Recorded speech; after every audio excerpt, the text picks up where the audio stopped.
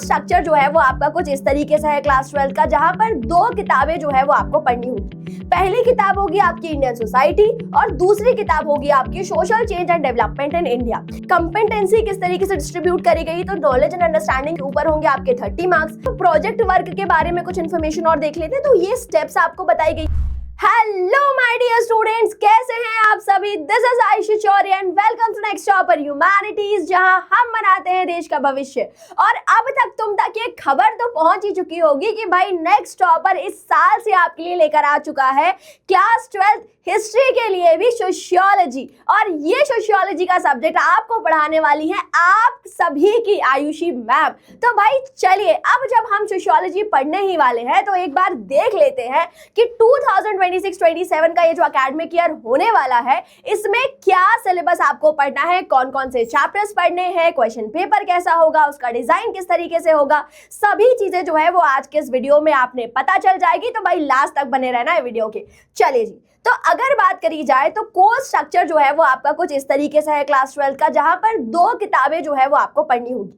पहली किताब होगी आपकी इंडियन सोसाइटी और दूसरी किताब होगी आपकी social change and development in India.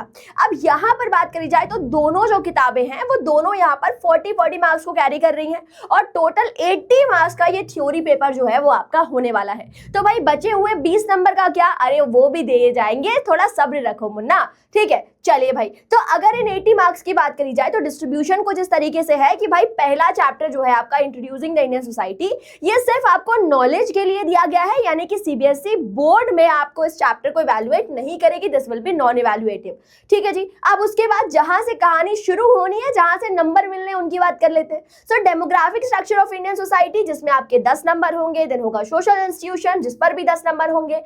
Pattern of social inequality and exclusion, जिसके ऊपर भी 10 नंबर होंगे। And the changes of the cultural diversity, जिसके ऊपर भी आपके 10 नंबर होने वाले हैं।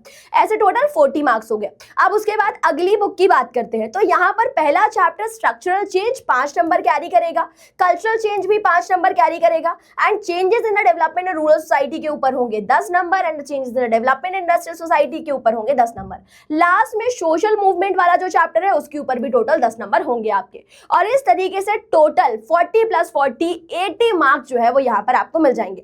अब यहाँ पर बहुत सारी चीजें कोर्स कंटेंट के बारे में आपको बताया हुआ है, जैसे कि जो पहला चैप्टर उसमें colonialism, nationalism, caste and community होगा, लेकिन नॉन इवैल्यूएटिव है।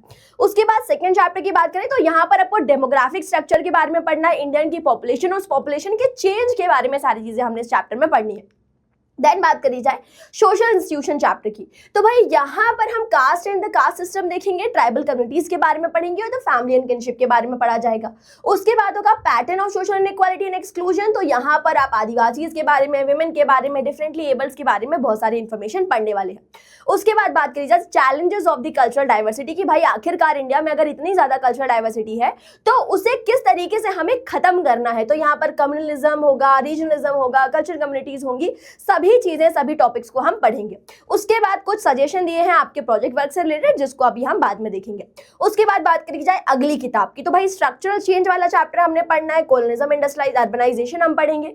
उसके बाद होगा कल्चरल चेंज, है ना, स्ट्रक्चरल चेंज होगा, कल्चरल चेंज होगा। और उसके बाद यूनिट 11 में change in the development and rural society के बारे में पढ़ा जाएगा, जिसमें land reforms, green revolution, agriculture के ऊपर उसका क्या इंपैक्ट हुआ, रूरल सोसाइटी के ऊपर उसका क्या इंपैक्ट हुआ, वो कहानी हमने देखनी है। उसके बाद बात करी जाए change and developments in the industrial society, तो यहाँ पर जो एलपीजी रिफॉर्म्स आए थे उसकी बात करी जाएगी। वर्क प्रोसेस किस तरीके से होगा, माइग्रेशन किस तरीके से देखा जाता है, वो पूरी कहानी यहाँ पर होगी। उसके बाद बात होगी सोशल मूवमेंट्स की, तो जो अलग अलग सोशल मूवमेंट्स होते हैं, चाहे फिर वो कास्ट बेस्ड हो, क्लास बेस्ड हो, ट्राइबल का हो, वुमेन का हो, वो पूरी कहानी जो है वो हमने यहाँ पर पढ़नी है। अब उसके बाद बात करते हैं आपके प्रोजेक्ट वर्क की, तो प्रोजेक्ट वर्क में आपके जो 20 मार्क्स है वो कुछ इस तरीके से डिवाइडेड है कि 15 मार्क होंगे आपके प्रोजेक्ट वर्क के ऊपर और जो 5 नंबर हैं वो आपको मिलेंगे आपके वाइवा से। तो इस तरीके से टोटल 20 मार्क्स जो है वो यहाँ पर आपको मिलने वाले हैं, ठीक है जी।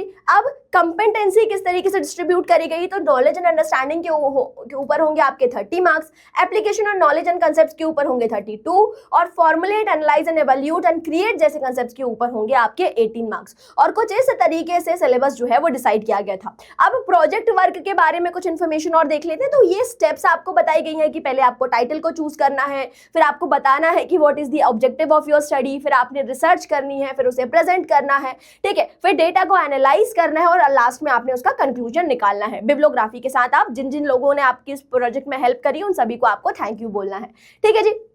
उसके बाद बात करी जाए तो कुछ चेकलिस्ट प्रोवाइड करी गई है, आपको असेसमेंट के बारे में बताया गया है और वाइवा वॉइस के बारे में कुछ इन्फॉर्मेशन दी गई है, ठीक है जी। और ऐसे अलग अलग सेमेस्टर्स में अलग अलग मंथ में आपको यहाँ पर पूरे के पूरे मार्क्स जो है वो 1 बाय 1 डिस्ट्रीब्यूट कर दिए जाएंगे, मिल जाएंगे, ठीक है जी। अब ये तो बात हुई, अब बात कर लेते हैं कि नेक्स्ट टॉपर इसमें आपके लिए क्या कर रहा है। तो भाई नेक्स्ट टॉपर आपके लिए लेकर आ चुका है प्रारंभ बैच, जिसमें हम सभी टीचर्स मिलकर आपको सोशियोलॉजी सब्जेक्ट्स और कई सारे सब्जेक्ट्स पढ़ाने वाले। तो भाई सोशियोलॉजी मैं पढ़ाऊंगी, हिस्ट्री मैं पढ़ाऊंगी, अभिषेक सर आपको साइकोलॉजी और ज्योग्राफी पढ़ाने वाले हैं, Magnolia ma'am English, Siddharth sir political science, Lali ma'am Hindi और सानिध्य सर इकोनॉमिक्स। और इस तरीके से सभी के सभी जो आपका हर एक सिलेबस है, हर एक सब्जेक्ट है, वो बहुत ही क्रिस्टल क्लियर हो जाएगा, बहुत मक्खन के तरीके से आप पढ़ लोगे।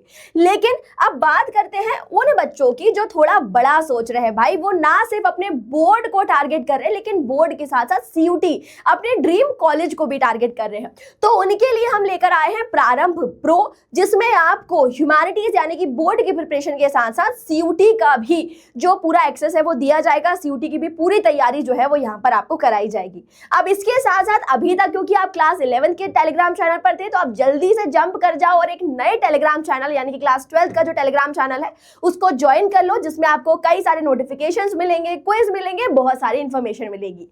टिल देन पढ़ते रहिए, आगे बढ़ते रहिए। थैंक यू सो मच, मिलते हैं आपसे अगले वीडियो में, बाय बाय।